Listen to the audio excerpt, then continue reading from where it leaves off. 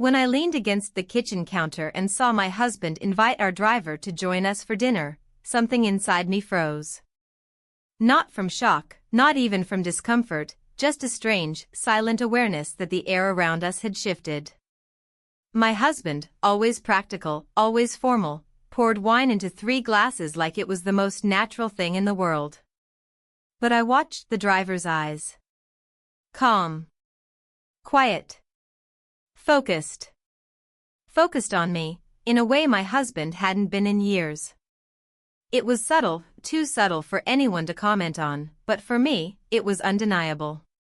I caught myself smoothing down my dress, fixing my hair, sitting up straighter.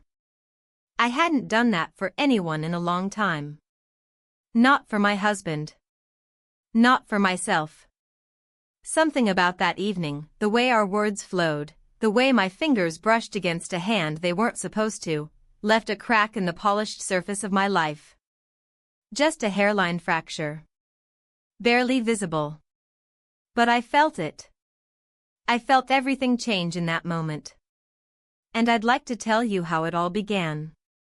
Before I tell you the part I've been hiding all this time, let me ask, have you ever shared dinner with someone who made you forget you were married? Leave a comment and tell me, has anyone ever made you feel seen, when you were supposed to be invisible? It had been a quiet morning, the kind where silence doesn't feel peaceful, it feels loud. My husband left early, as usual, without a word about his schedule. His coffee mug sat half-finished on the table. No note. No glance back. Just the sound of the door closing and the engine of his car starting up. I stared at the empty space where he had been sitting, the chair still pushed out at an angle. And I realized I didn't know if he had kissed me goodbye. I didn't even know if I cared. The house echoed too much when he was gone. It was large, elegant, even, but sometimes it felt like a showroom.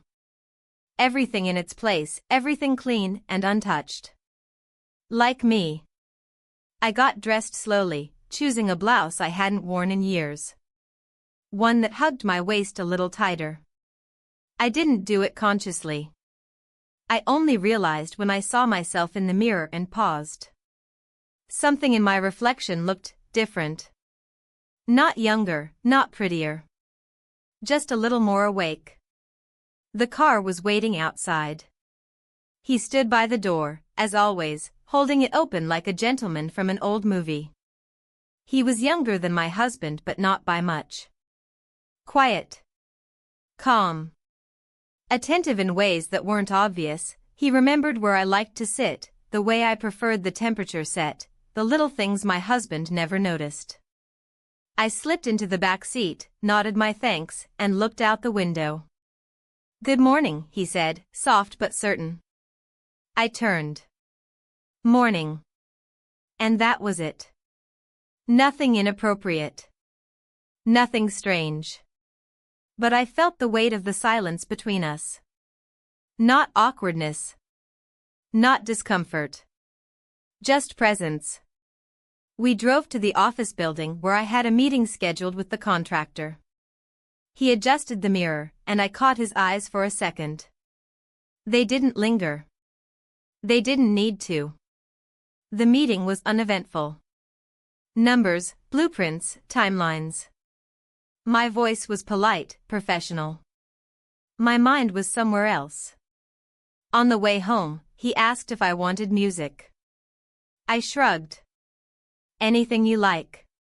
He turned on a jazz station, something slow and smoky. The kind of music that made the city blur into background. This reminds me of college, I murmured. He said nothing, but I saw the corner of his mouth twitch into something like a smile. Back at the house, he opened the door again, stepped back like always, and I walked past him. My hand grazed the edge of his coat, barely a brush. Accidental. Or not. Inside, the house was too quiet. I wandered into the kitchen, made myself tea, and stood by the window. Watching the driveway. Watching the space he had just walked away from. That evening, my husband came home later than expected. He tossed his keys on the counter, loosened his tie, and walked straight to his office. "Hi," I said, softly. "Just give me a minute," he replied. He didn't return for an hour. When he did, he had dinner on his mind. "Let's have him stay," he said, referring to the driver. "We need to talk about that trip next month, and it'll save time." I nodded. I didn't ask questions. I didn't say, "Why now?" I didn't say, "But we never do that." I just nodded. At dinner, there were 3 plates. 3 wine glasses. 3 shadows stretching across the polished table. My husband spoke about meetings, deadlines, logistics. I watched the way the driver held his fork, controlled, neat, deliberate. He didn't say much. But every time I glanced his way, he was already looking at me. Not staring. Just noticing. The wine helped soften the edges. I laughed once, genuinely, and felt my husband glance over with surprise. As if he had forgotten what my laugh sounded like. After dessert, my husband's phone rang. He sighed, excused himself, and left the room. We sat in silence for a moment. "Thank you for dinner," he said. "You barely ate." I was listening. I set down my glass. To what? To the silence. And there it was again, that impossible calm. That feeling of being watched, but not judged. When he stood to leave, I walked with him to the door. My husband was still on the phone somewhere in the house. At the threshold, he turned. Just slightly. His hand brushed against mine as I reached for the doorknob. And before I could think, before I could stop it, we kissed.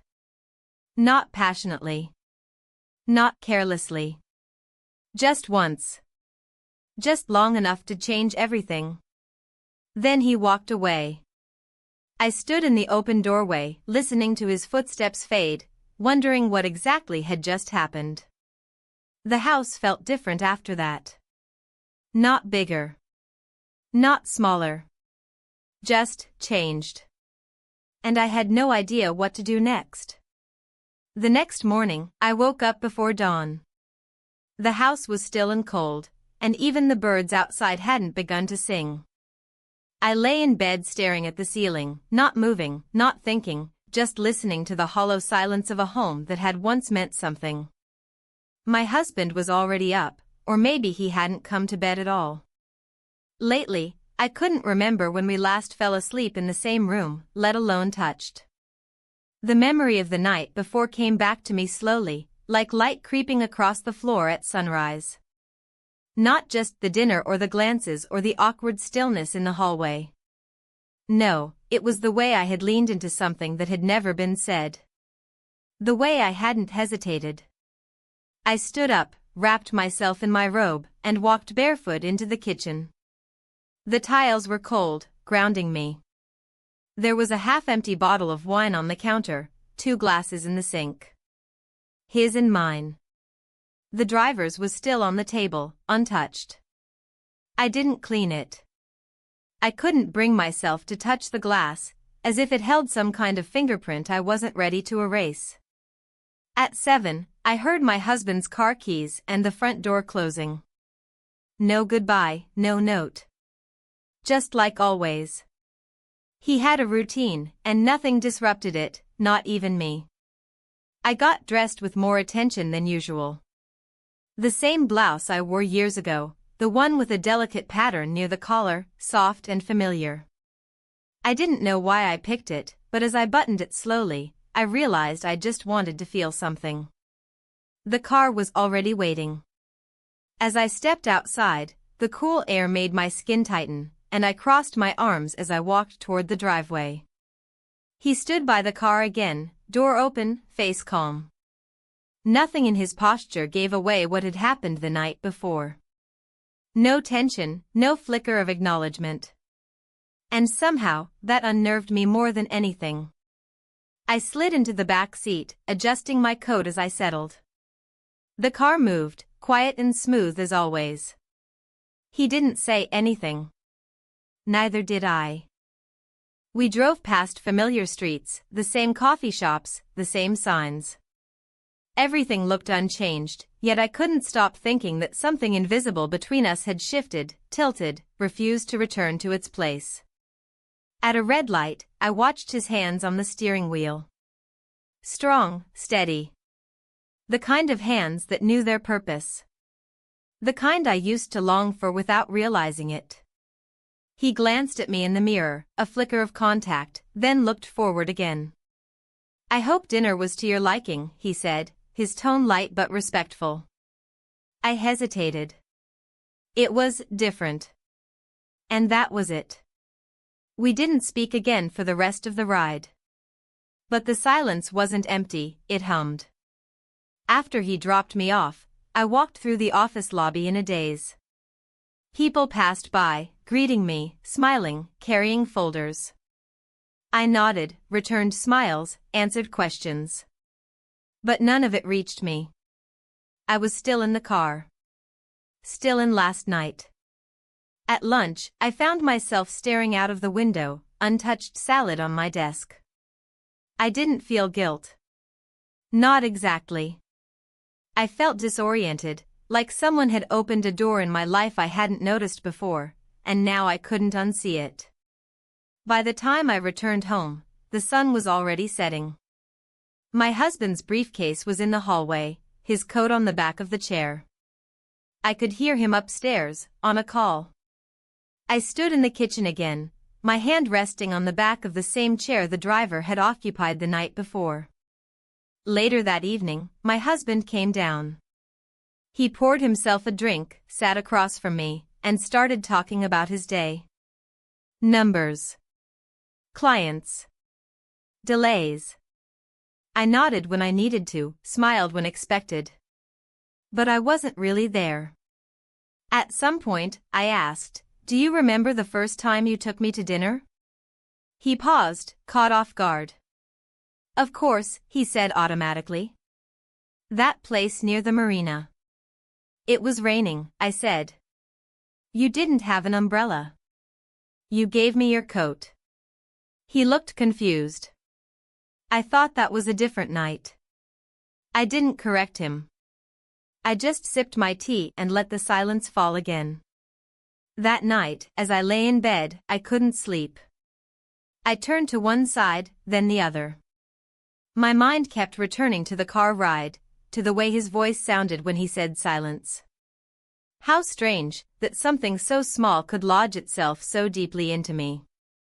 The next morning, I walked into the kitchen early again. This time I didn't make tea. I just stood at the window, watching the sky lighten. At 7, the car arrived. I walked out slowly, my coat unbuttoned. He was there again, still and formal, the same expression as always. When I got in, I said, "I'd like to go somewhere different today." "Not the office." He turned to look at me briefly. "Where would you like to go?" I named a park on the edge of the city. "A quiet one." He nodded. The drive took longer, and we spoke less. But I felt something in my chest loosen with every mile that took me away from my routine. When we arrived, I asked him to wait. I walked down the path alone.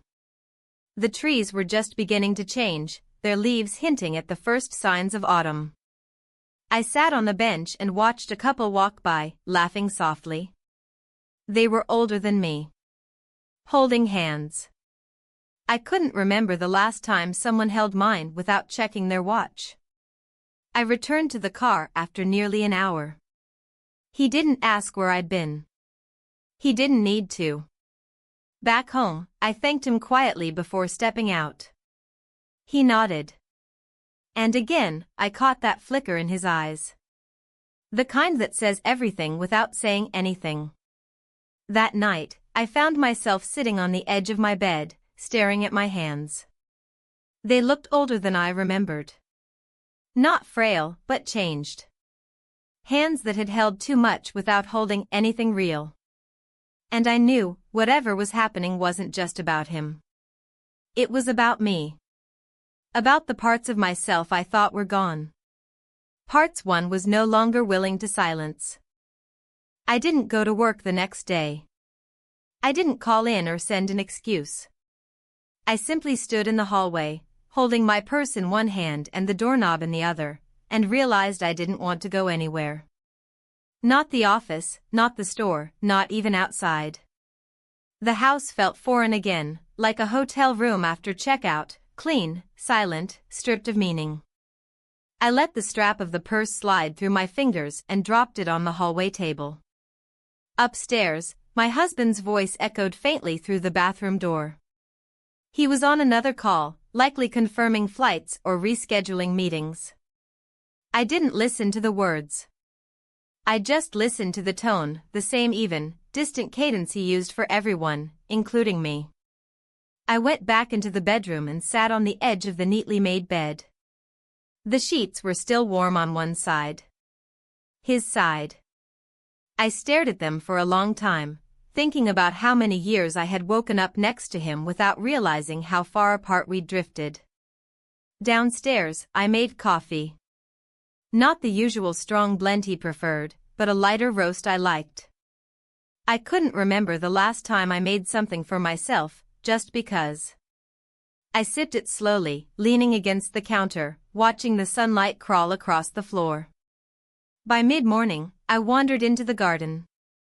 The weather was beginning to turn, the air held that crisp undercurrent of approaching autumn. I pulled my cardigan tighter and sat on the bench near the back wall, the one shaded by a tree that dropped golden leaves too early every year. I had spent countless afternoons here, watering plants, reading half-finished novels, pretending to enjoy my leisure. But today was different. Today I didn't pretend. I let myself feel the restlessness that had been building for months, years even. I wasn't lonely. Not exactly. I had people around me. A husband, acquaintances, even neighbors who smiled politely. But I was unseen. Like furniture in a familiar room, useful, present, expected. The memory of the kiss returned uninvited, as vivid as the moment itself. Not because of the physical sensation, but because of the stillness that followed it. The clarity. The understanding that something had awakened in me. It wasn't about romance or lust. It was about being noticed. Being acknowledged. That kiss was a mirror.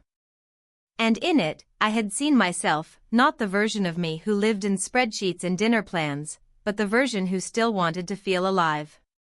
Later that day, I found myself standing in front of my closet. Not looking for anything in particular, just observing. So many clothes I hadn't worn in years. So many dresses that felt too bold, too soft, too young. I reached for one of them. A navy blue wrap dress with long sleeves and a hem that swayed around the knees. I had bought it on a whim, intending to wear it to a dinner we never went to. I tried it on. The fit was different than I remembered, but it still held shape. I looked at myself in the mirror for a long moment. Not critically. Just curiously. At some point in the afternoon, I called the driver. I had never used his direct number before. My husband had saved it on my phone long ago, just in case. My hands shook a little as I pressed the green button. He answered after 2 rings. Yes? His voice was calm, as always. I need a ride, I said. Somewhere outside the city. Do you have time? A short pause. Then, of course. I didn't tell him where. I just gave the name of a gallery I had read about years ago, one tucked away near the countryside, quiet and rarely visited. He arrived exactly 20 minutes later. When I opened the door, he stepped back slightly, as if unsure of how to stand. I noticed his eyes flick briefly to my dress, then away. I nodded once, locked the door behind me, and followed him to the car. The drive was long and mostly silent. I stared out the window, watching the city fade into rolling fields and narrow roads lined with trees. Occasionally, he glanced in the rearview mirror, but never for long. I spoke only once. "Have you been there before?" He shook his head. "No." When we arrived, I stepped out and breathed in the cool air. The gallery was housed in a converted barn, with tall windows and a gravel path leading up to it. I could already tell it would be empty. Inside, the rooms were quiet. The artwork was minimal, mostly landscapes and charcoal sketches. I walked slowly through each room, not because I was studying the art, but because I needed the time. He waited by the entrance, respectful of distance. I stood in front of a painting that looked like a storm in motion. Heavy brushstrokes, deep grays, and blues. I didn't read the title. I didn't need to. When I turned around, he was still there, hands folded in front of him, eyes steady. I walked toward him, pausing just before I reached the door. "Thank you," I said. "For what?" "For bringing me somewhere quiet." He gave the faintest nod, not a smile, but something close. On the drive back, I felt something settle inside me. Not peace, but resolve. We reached home just before sunset. I opened the door myself this time. "Have a good evening," he said. I turned back. "You too." Inside, my husband was already back. His laptop was open on the dining table. He barely looked up as I entered. "Where were you?" he asked. "Out," I replied. He nodded, uninterested, already diving back into his screen. That night, I lay awake again. Not with guilt. Not with confusion. But with a strange clarity. I was no longer waiting to be seen. I was starting to see myself. The next morning began like most others. My husband left early, his footsteps clipped and purposeful as he crossed the foyer, checking his watch twice before slamming the door shut. I stayed upstairs, listening to the fading hum of the engine outside. I didn't rush to the window, didn't watch the car pull away. I just sat on the edge of the bed and let the quiet settle over me like a second skin. I hadn't spoken to him in any meaningful way for days. Our conversations, if they could be called that, were logistical exchanges. What time is dinner? Did you send the email? Where's the folder? Nothing that required feeling. Nothing that required eye contact. Downstairs, the house had already warmed in the sunlight. I opened the windows, letting in the breeze, and brewed tea instead of coffee. Lighter. Less bitter. Something small to mark the difference between today and yesterday. I stood barefoot on the kitchen tiles, sipping slowly, letting the quiet stretch long enough for thought. I wasn't avoiding work. I was choosing stillness. After finishing my tea, I went into the garden. I wasn't dressed for it, just my robe and slippers, but I didn't care. The grass was cool underfoot, the air tinged with that dry, yellow scent of early fall. Leaves rustled overhead in the slow rhythm of a season changing. I walked to the far end of the yard, where an old wooden bench sat half hidden behind a hedge. It had once been our favorite spot to drink wine in the evenings, before dinners turned to silence and schedules. Now, it belonged to no one. I sat, curling one leg beneath me, and looked up at the sky. It was one of those clear blue mornings, the kind that demanded nothing and promised little. A blank canvas. That's when I made the decision. I didn't think about it, I just reached for my phone and typed a message. I'd like to go out again today. No destination. Just a drive. I stared at the screen for a long moment before pressing send. The reply came less than a minute later. I'll be there at noon. I spent the next hour in the bath, steam curling around me, the scent of lavender from a bottle I hadn't opened in months filling the room. I washed my hair slowly, as if uncoiling something from inside myself. I toweled off, moisturized, stood in front of the mirror, and chose a dress with no clear purpose, light, soft, meant for no one but me. By the time the doorbell rang, I was waiting. Calm. Steady. He stood outside exactly as he had the last time, hands folded, face unreadable. But there was a quiet pause when our eyes met. Not hesitation, not discomfort. Recognition. I locked the door behind me and walked to the car. The leather seats were warm in the sun. We drove without speaking. The city passed in a blur, gray walls, red lights, people rushing past intersections. None of it touched me. I watched it all like a passenger in a dream. Eventually, we turned onto quieter roads, the kind that curved with the hills and offered no destination. Trees lined both sides, their branches forming archways that flickered with light and shadow. I didn't ask where we were going. I didn't care. After nearly an hour, he slowed the car and pulled over at a small roadside turnout. There was a walking path leading into the trees. No signs, no gates. Just earth and silence. He opened the door for me, then stepped back, waiting. I didn't speak as I climbed out. I started walking first, following the narrow dirt trail without knowing where it led. I heard his footsteps behind me, steady, but with distance. The path wound through the trees, leaves crunching beneath our shoes, birds calling from somewhere high above. The sun filtered through the canopy in soft patches, warming my shoulders. After several minutes, the trail opened to a clearing with a single wooden bench overlooking a wide field. I stopped there and sat, breathing in the quiet. He remained standing a few feet away. "You don't have to stay so far," I said without turning. He stepped closer but didn't sit. The silence between us stretched, full but not heavy. "You know," I said, "I used to come places like this with my husband. Before the house. Before the job. We used to just drive. No plans." I wasn't sure why I told him that. Maybe I just wanted the truth to exist somewhere outside of me. He didn't respond. Not with words. But I felt him listening. "I don't even know what I'm doing anymore," I said after a moment. "I just know that being in that house, with that man, every day, it's like watching myself fade." A pause. A shift of weight in the grass. "I'm not asking for anything," I added quickly.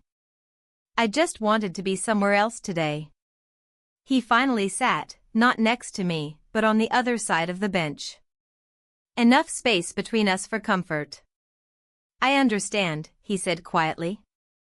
And I believed him. We stayed there for a while. No words. No movement. Just wind, trees, and the shared knowledge of what we weren't saying. Eventually, I stood. "I'm ready." He nodded and rose, following me back down the trail. The drive home was as quiet as the drive out, but the silence felt different. Not like something broken, but something respected. When we reached the house, he stepped out and opened the door as always. But I paused before getting out. "Thank you," I said. He looked at me. There was a flicker in his expression, something soft, almost imperceptible. "For today," I added. He gave a slight nod. Nothing more. Inside, my husband was already home. His jacket was slung over the back of a chair, his voice echoing from the office, calling out instructions to someone on speakerphone.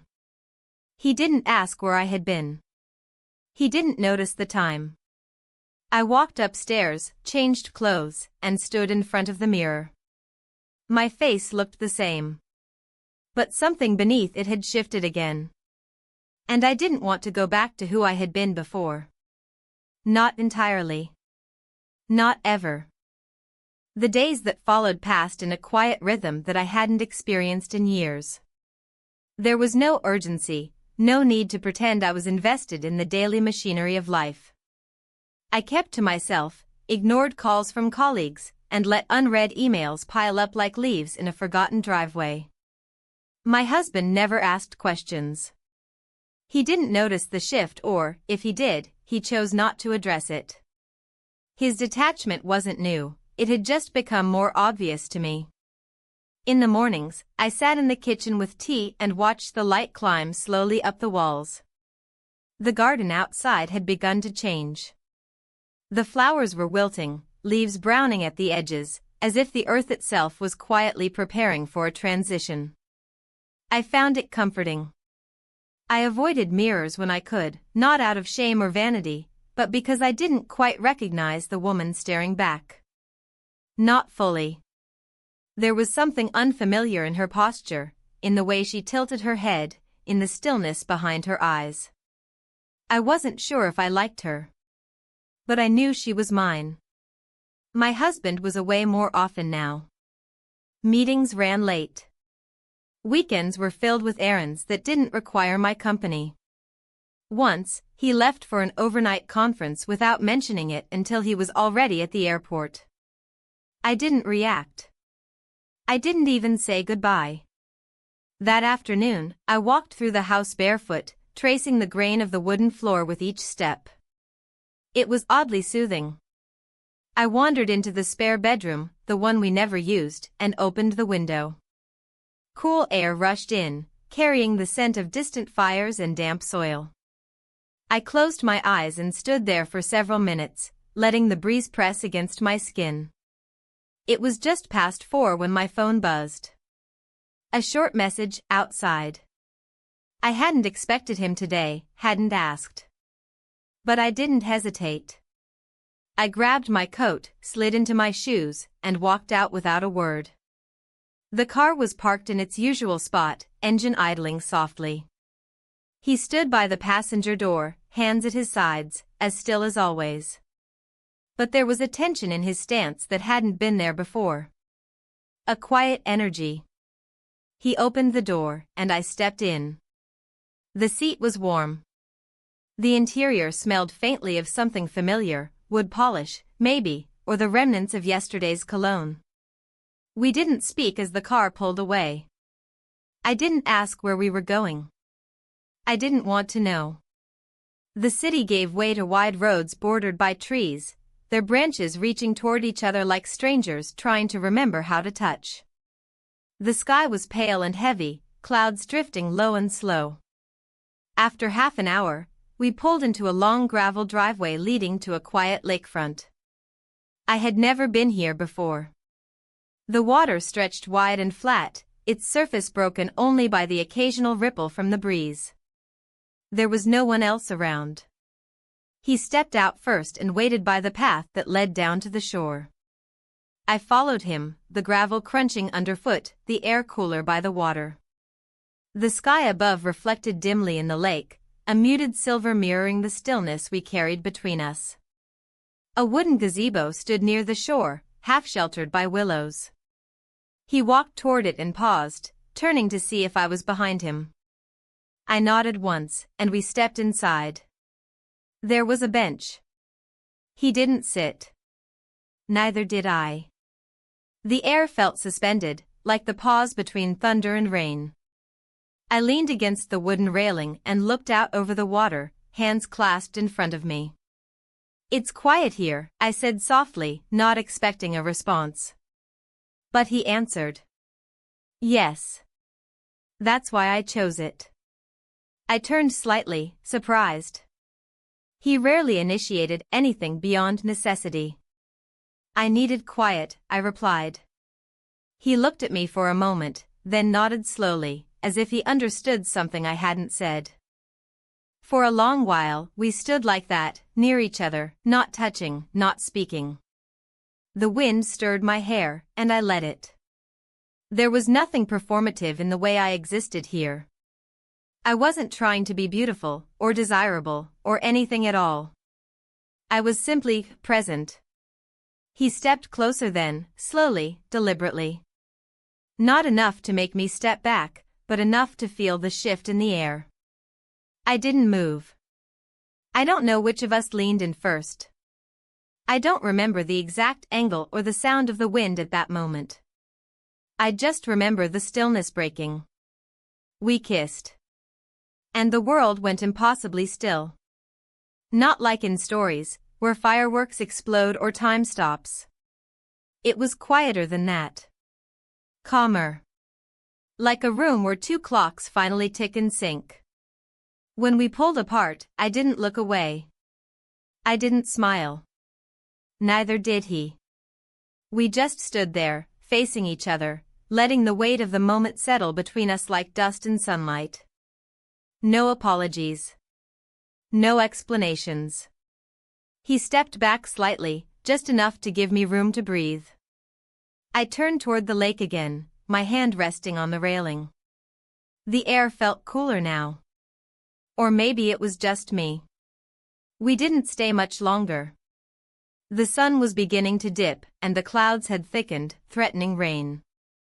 Back in the car, the silence returned, but it felt different now. Not empty. Not uncertain. Full. When we reached my street, he stopped in front of the gate but didn't speak. I reached for the handle, then paused. I looked at him. Really looked. His eyes were steady, unreadable, and yet I knew what they held. I nodded once and stepped out. Inside the house, the lights were off. My husband still wasn't home. I didn't bother turning them on. I walked through the dim hallway, up the stairs, and into the bedroom. I sat on the edge of the bed, staring at the floor. There was no joy in my chest, no panic, no thrill. Just a quiet truth. A moment I could no longer undo. And a part of me, some small, forgotten part, no longer wanted to. The house felt quieter than usual the next morning. Even with the windows open, even with the birds outside continuing their usual routine, there was something in the air that felt suspended, like breath held just before a word you can't quite say. I moved through the kitchen like a guest, touching things softly, as if they might break. I ran my fingers along the edge of the counter, smoothed a wrinkle in the curtain, wiped away an invisible crumb that wasn't really there. My husband had left early again. A note this time, barely legible, scribbled in haste. Meeting in the city.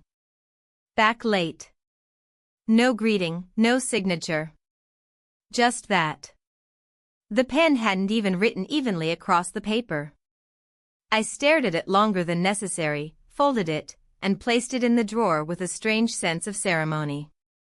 I wasn't sure what I was supposed to feel now. Guilt hadn't arrived. Regret hadn't settled in. The kiss from yesterday lingered in my memory, not in pieces but as a whole, a quiet, complete moment. I didn't replay it in search of justification. I didn't try to label it. It simply lived in me now, like a stone placed in water. I made tea and stood at the window. Outside, a few leaves chased each other across the driveway, carried by short, sudden gusts. The sky was a pale, tired gray, the kind that offered no promise of sun. I watched the neighbor's dog bark at nothing, watched the mail carrier pass without glancing up, watched the stillness of the world unfold as if it hadn't noticed anything at all. Then the knock came. Not loud. Not urgent. Just enough to startle me out of my daze. I opened the door slowly. It was her, our neighbor, the one who always wore lipstick too bright for her age and carried gossip like perfume. She smiled, too wide, holding a plate covered in plastic wrap. I made banana bread, she said. Too much for me. Thought you might like some. I thanked her, forced a smile, and accepted the plate. She lingered. Her eyes wandered past me, into the hallway, scanning without apology. I've seen your driver here a lot lately, she said lightly, almost like a compliment. He's very punctual, isn't he? I didn't flinch. Yes, I replied. He's very professional. She tilted her head. Still, most people don't see their drivers every single day. Makes you wonder what you could possibly be doing with all that chauffeuring. Her tone was playful, but there was something sharper underneath. Something deliberate. I smiled again, smaller this time. Some of us don't like being alone on the road. She gave a soft laugh, nodded, and finally stepped back. Well, enjoy the bread.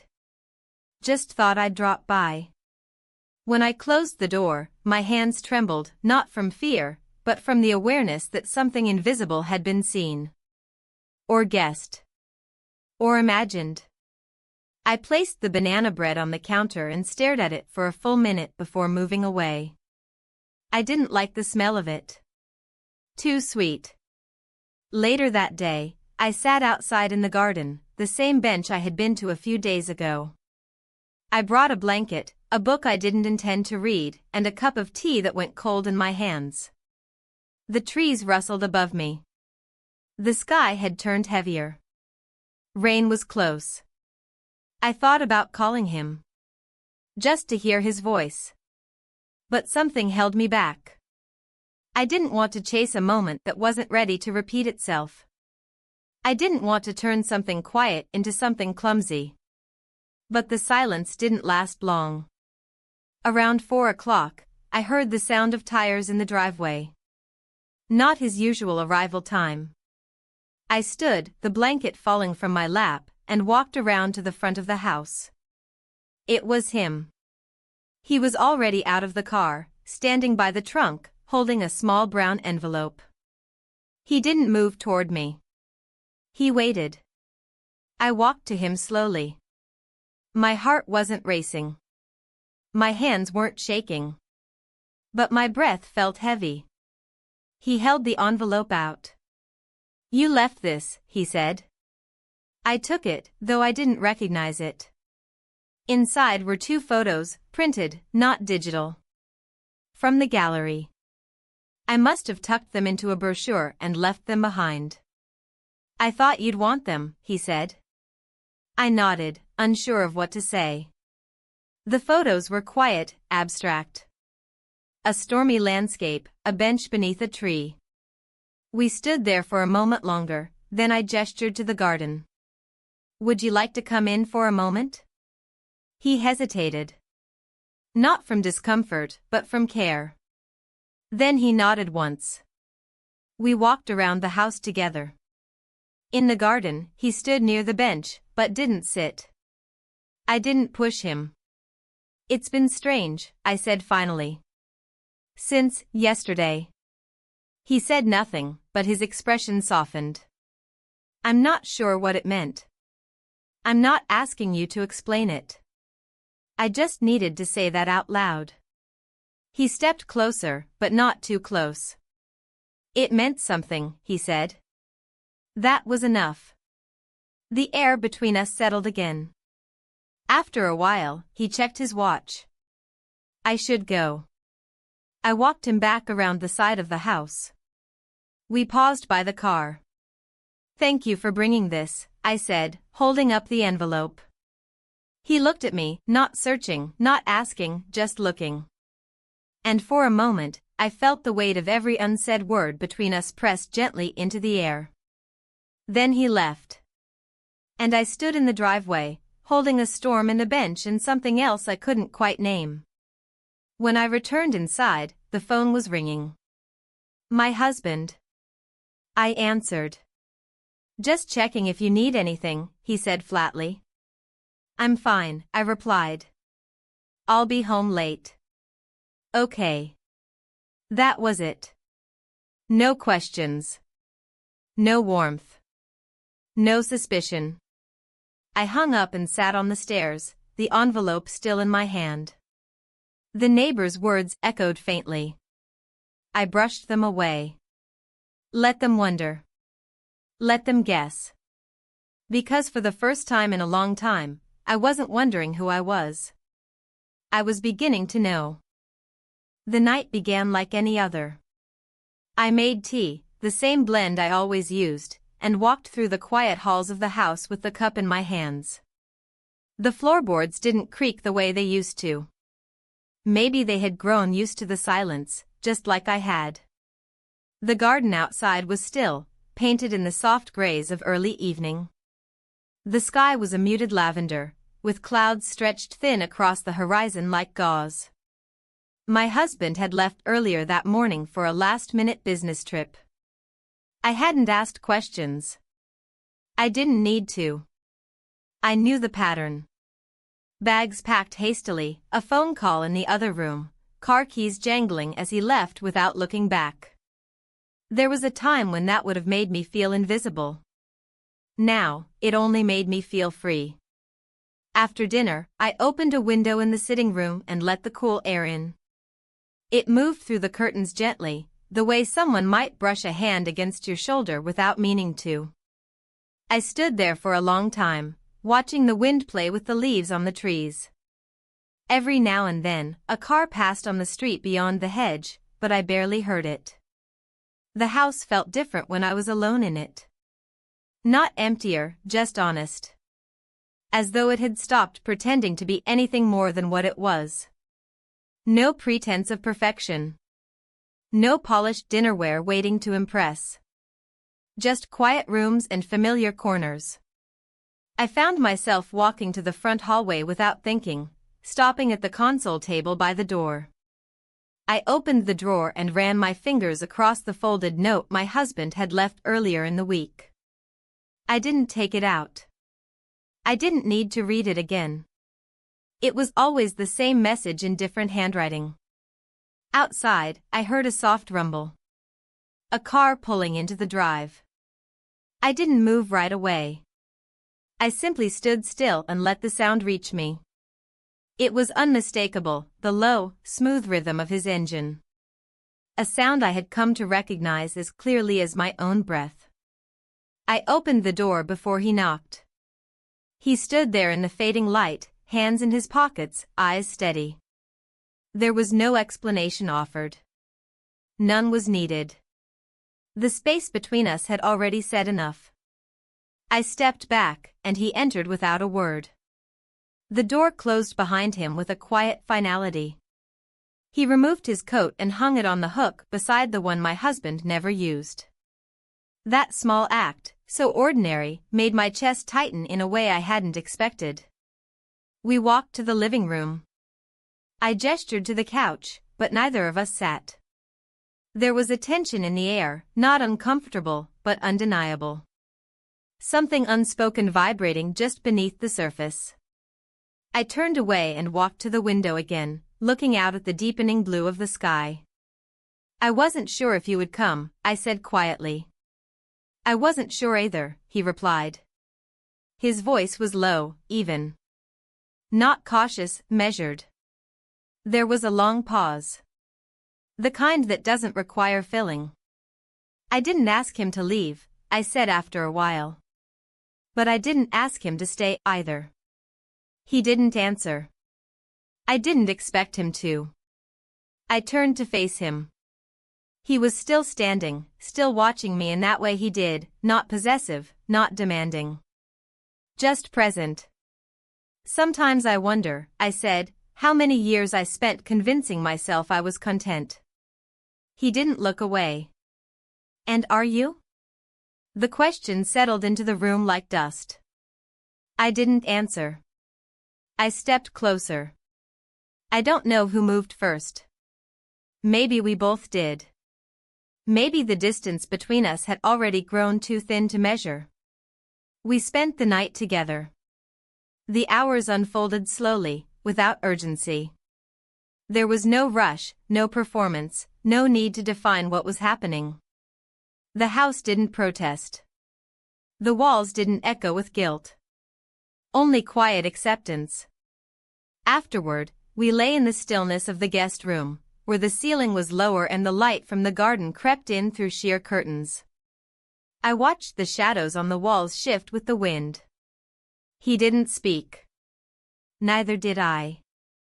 I listened to the sound of his breath, steady and close, and for the first time in a long time, I felt weightless. Not because the world outside had changed, but because I had stopped carrying it on my back. Eventually, I rose, wrapped myself in the thin robe I kept folded at the foot of the bed, and padded quietly down the hall to the kitchen. I poured water into a glass and stood by the sink, sipping slowly. The window over the sink was slightly open, and through it I could see the silhouette of the trees swaying under the moonlight. The night was cool and unhurried. I thought about all the versions of myself I had been. The girl who believed in forever. The woman who built her life around someone else's expectations. The wife who smiled politely through years of silence. And now this. Not a betrayal. Not a rebellion. Just a truth that had found its way to the surface. When I returned to the bedroom, he was sitting up, the blanket pulled across his lap. He looked at me, not with questions, not with doubt, but with a kind of quiet acknowledgement. As though he understood exactly what this was and what it wasn't. I sat beside him. "I don't know what happens now," I said. He nodded once. And that was enough. We didn't make promises. We didn't make plans.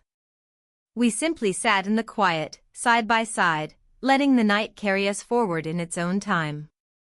Because in that moment, for the first time in years, I wasn't thinking about the past or the future. I was just here. Alive.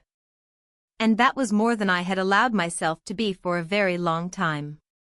By the time the sun crept into the corners of the room, painting soft amber streaks across the pale walls, I was already awake. I hadn't slept much. Not out of anxiety or guilt, but because my thoughts refused to settle. I lay still, staring at the ceiling, listening to the faint creaks of the house around me, familiar sounds that somehow felt newly exposed, like the hush after a confession. He was still asleep beside me, or at least I thought he was. His breathing was deep and even, arms resting loosely at his sides. I didn't touch him. I didn't move closer. There was something sacred about the space between us now, something that didn't need to be filled. When I finally stood, I moved quietly, careful not to disturb him. The hallway felt colder than I expected, and I wrapped my robe tighter around me as I made my way down the stairs. The kettle hummed in the kitchen, and I stood beside it, watching the steam rise from the spout, waiting for the familiar whistle. The first cup of tea didn't taste the same. It wasn't better or worse, just different, like something had shifted inside me overnight. I sat at the kitchen table with the mug clasped in both hands, looking out at the garden through the glass doors. The grass was damp with dew, and the early light caught the spider webs along the fence like strands of silver thread. When I heard footsteps above, I didn't move. I listened as he dressed, the soft shuffle of fabric, the creak of the old wooden floor. Moments later, he came down the stairs, fully clothed, eyes calm but searching. We didn't say anything at first. He walked to the counter, poured himself a glass of water, and leaned against the edge. "I should go," he said eventually. I nodded. There was nothing dramatic about it. No need for explanations or apologies. Just a shared understanding that the moment we had experienced couldn't linger forever. He didn't kiss me goodbye. He didn't need to. When the front door closed behind him, the house felt no heavier than before. But it wasn't the same either. I sat there for a long while, not moving, letting the steam from my tea drift upward into the air. The scent of it reminded me of quiet mornings from years ago, before life had taken on its current form. Before routine had replaced curiosity. Before absence had become normal. Hours passed, and I moved through the house like someone returning to an old place after too much time away. I cleaned the sink though it was already spotless, folded blankets that didn't need folding, opened windows just to let the air shift. It wasn't busyness. It was grounding. By afternoon, the sky had darkened. Clouds gathered slowly, and a faint chill began to spread through the house. I turned on the small lamp in the sitting room and curled up in the armchair with a book I had started months ago but never finished. The words didn't hold me. I turned pages absently, barely registering the plot. My mind was too full of things that didn't fit neatly into sentences. It was nearly evening when my husband returned. I heard the tires first, the low crunch of gravel on the driveway. Then the car door, the familiar jangle of keys, the sigh of the front door opening. I remained seated, listening as he walked through the foyer, placed his briefcase on the table, and stepped out of his shoes with practiced motions. When he entered the sitting room, I looked up. He seemed surprised to see me there, as if he hadn't expected the house to be occupied, though of course he knew I lived in it too. "You're home early," I said. He gave a small shrug, loosening his tie. "Flight was delayed." I figured there was no point staying longer than necessary. He walked to the liquor cabinet, poured himself a drink without asking if I wanted one, and sat on the opposite couch. We were two people sharing the same space but not the same moment. For a while, we didn't speak. The silence stretched thin, filled only by the ticking of the clock and the occasional gust of wind outside. Then, casually, he asked, "Everything all right here while I was gone?" I nodded. "Yes." He took a sip of his drink, watching me over the rim of the glass. His eyes lingered a bit too long, but I didn't look away. "There's been a lot of activity with the car lately," he said, almost offhand. I checked the mileage. Surprising how much ground it's covered. I didn't flinch. I kept my gaze level. "I've been going out more," I said simply. "Needed the space. The house feels small sometimes." He didn't respond. Just swirled the liquid in his glass and looked out the window. After a few minutes, he stood, walked toward the hallway, and paused. "Dinner?" "I already ate." He nodded once and left the room. I sat there long after the sound of his footsteps faded, watching the light fade through the windows. There was no fight. No confrontation. Just a quiet shift, like something that had slipped out of place and couldn't quite be fixed. That night, we didn't speak again. He went to bed early.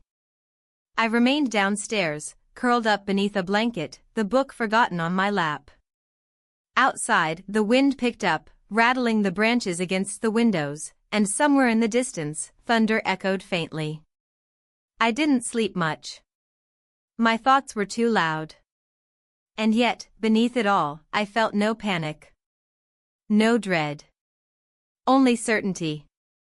Of what, I still wasn't sure. But I knew I couldn't return to the way things were. That version of my life had dissolved, quietly and without permission. And now, I would have to live with whatever came next.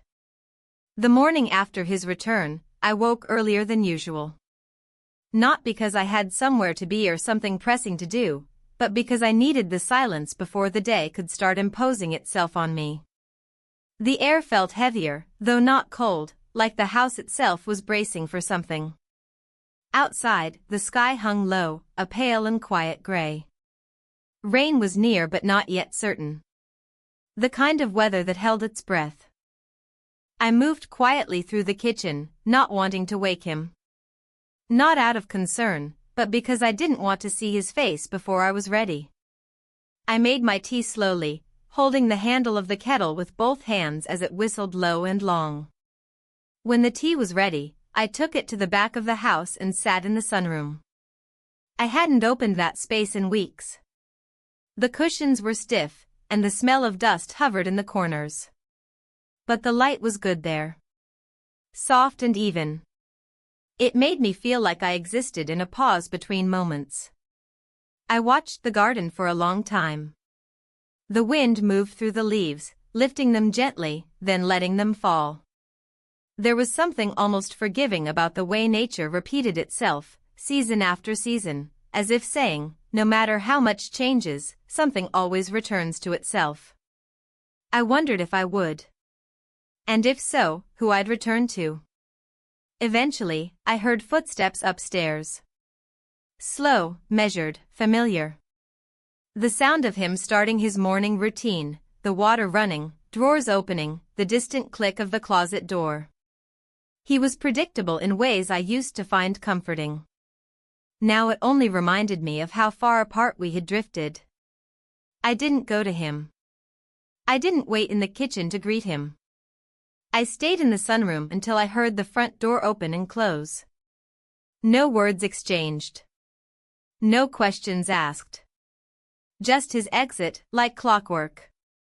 Once I was sure he had gone, I stood and went back into the house, walking through each room as if taking inventory of my life. The living room, with its untouched decor and cold furniture. The dining room table, long and formal, set with placemats we hadn't used in months. The hallway mirror that no longer reflected anything I recognized. Upstairs, our bedroom was exactly as we'd left it. The bed made. His pillow creased. My side untouched since the night before last. I sat at the edge and stared at the floor, the carpet worn in the spots where I had paced over the years. There were no tears.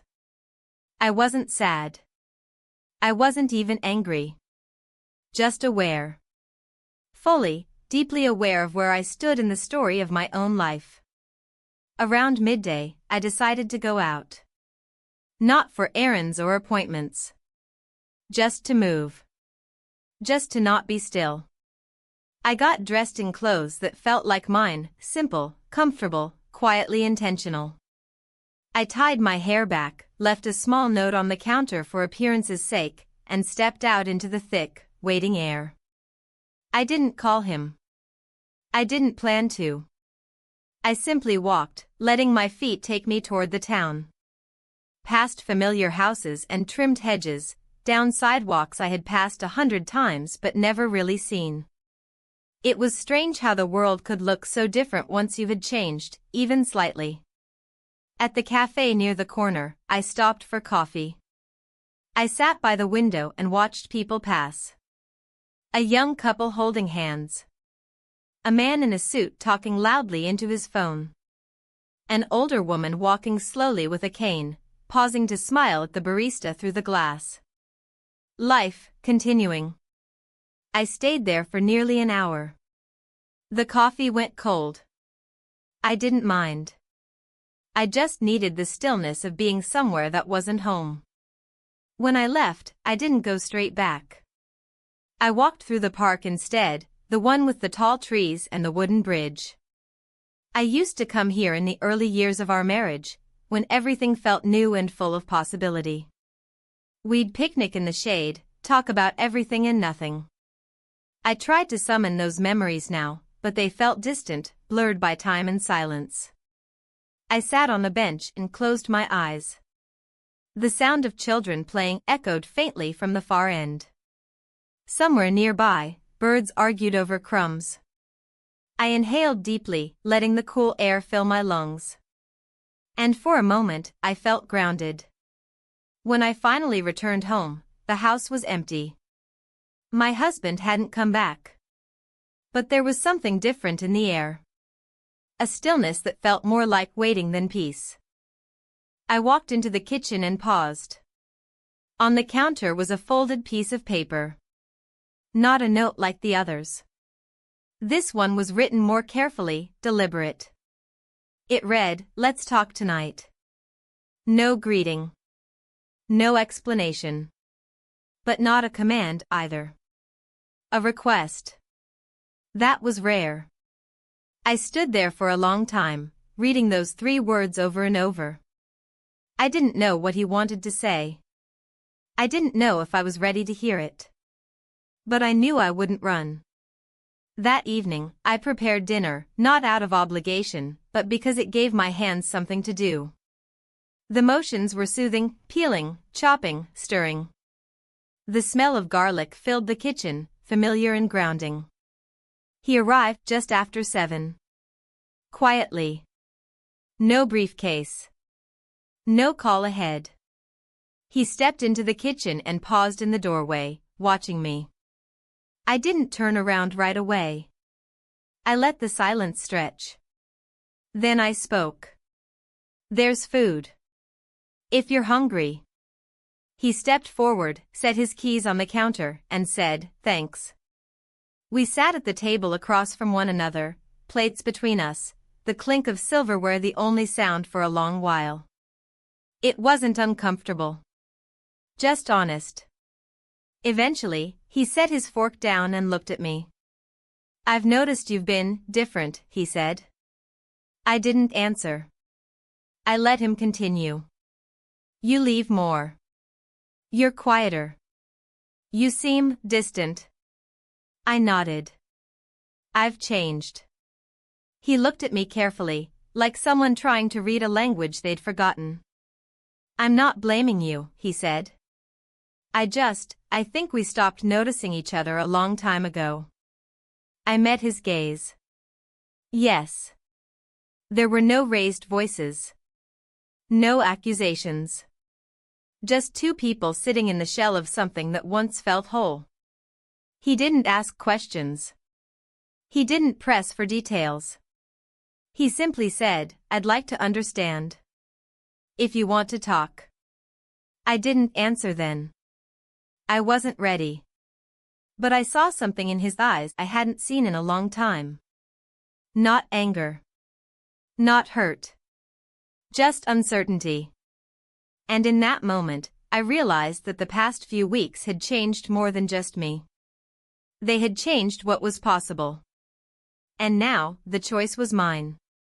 The next morning came with an unusual clarity. The sky was pale, washed clean by a quiet rainfall during the night, and the air smelled of damp stone and the faint sweetness of wet earth. I stood at the window for a long time, watching the light stretch slowly across the yard, touching the edges of the garden as if it, too, were waking cautiously. My husband had left early again.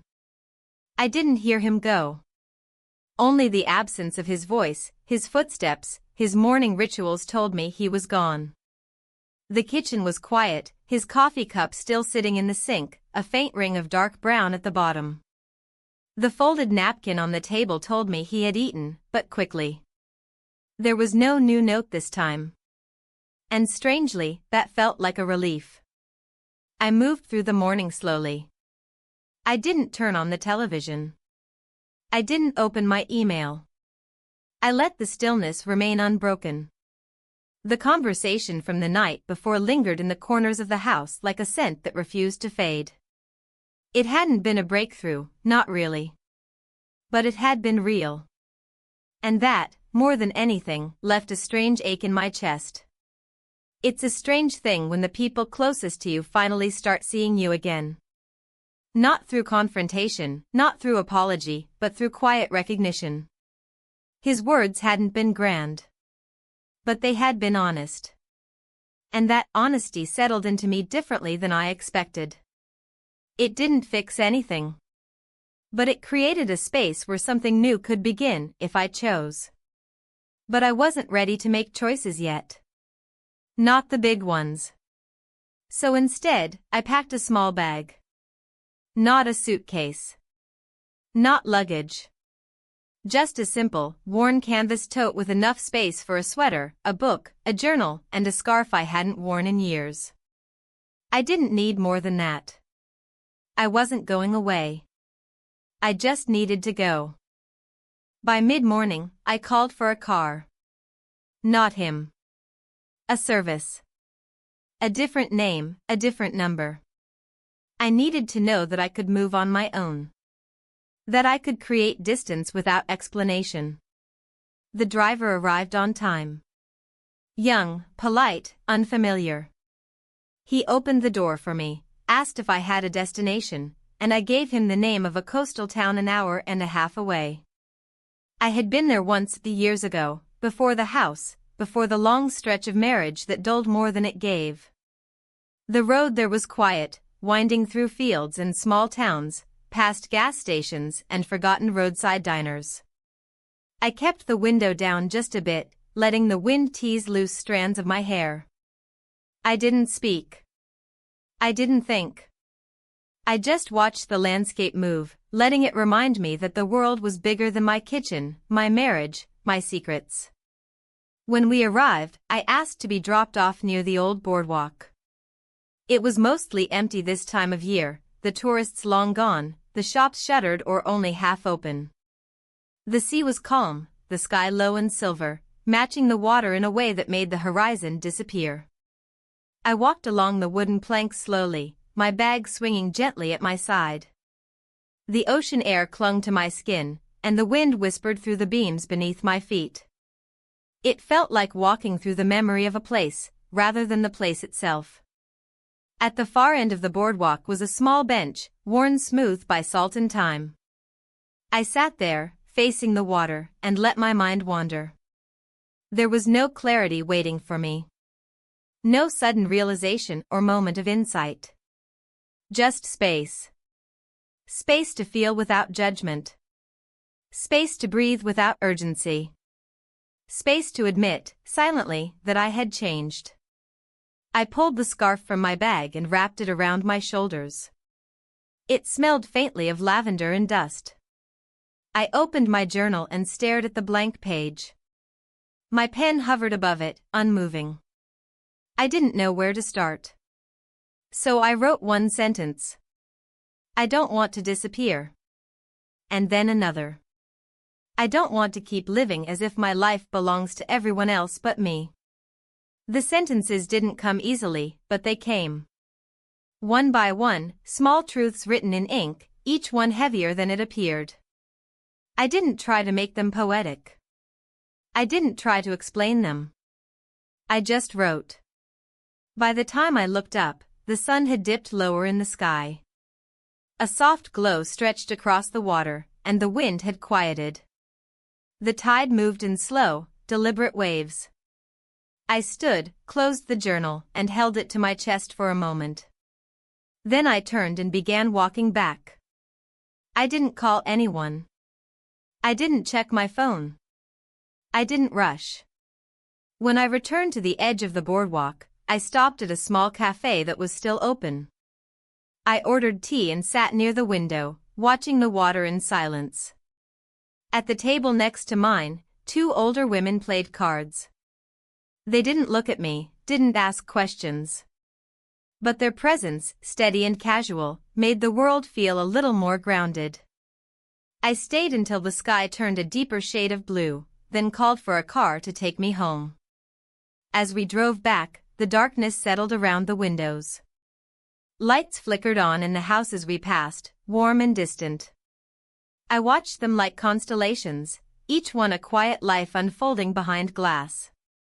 When we pulled into my driveway, I sat for a moment before getting out. The house looked the same. Of course it did. But I had changed. I stepped inside, the door closing softly behind me. The hallway light was on. My husband wasn't home yet. I placed the bag by the stairs, removed my scarf, and walked into the kitchen. It was clean. Still. Waiting. I poured myself a glass of water, leaned against the counter, and closed my eyes. And for the first time in a very long time, I didn't feel afraid of what came next. Because this wasn't the end of something. It was the beginning. And it would belong to me.